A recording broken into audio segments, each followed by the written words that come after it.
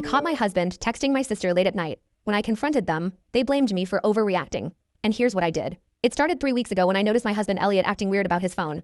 We've been married for 4 years and we've always had an open phone policy. Not because we snoop, but because we never had anything to hide. But suddenly he started taking his phone with him everywhere, even to the bathroom, and would quickly flip it face down whenever I walked by. The real red flag came when I woke up at 2 a.m. and caught him texting in bed, the blue light reflecting off our bedroom wall. The moment he noticed me stirring, he practically threw the phone under his pillow and pretended to be asleep. The next morning, while he was in the shower, I checked our phone records online. My heart dropped. Dozens of late-night texts between him and my sister Selena's number. We're talking 2 to 3 a.m. conversations. Almost every night for weeks. Some context about Selena. She's always been the family troublemaker. She's burned bridges with almost every friend she's had, and she has a history of getting involved with taken men because, in her words, single guys are boring. But I never thought she'd go after her own sister's husband. I decided to play it smart.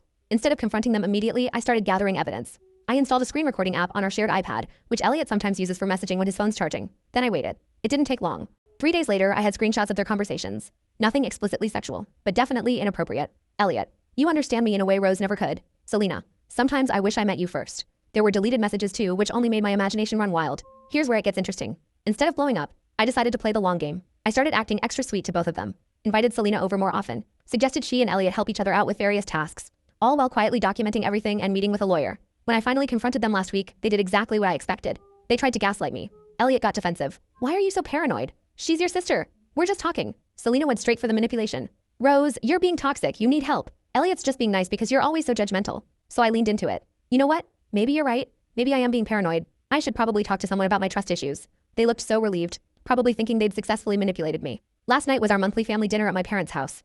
Everyone was there. My parents, Selena, Elliot, our older brother George, and his wife Pearl. Right after dessert, when everyone was relaxed and chatting, I stood up to make an announcement. I owe everyone an apology, I started, watching Elliot and Selena exchange smug looks. I've been really paranoid lately, imagining things that couldn't possibly be true. Like my husband and sister having emotional late-night conversations behind my back. Before they could react, I connected my phone to the TV using Chromecast. Thank you, Pearl, for helping me set that up beforehand.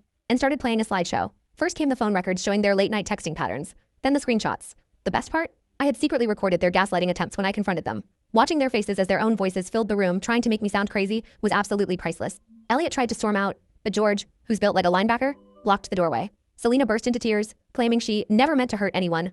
My mom, who had been defending Selena's behavior for years, finally saw her true colors.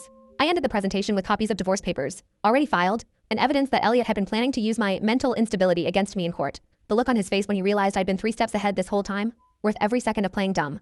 I'm staying with Pearl and George for now, and Elliot's stuff is packed in garbage bags on our front porch. Selena's been blowing up my phone, switching between apologizing and accusing me of ruining her life. I blocked them both.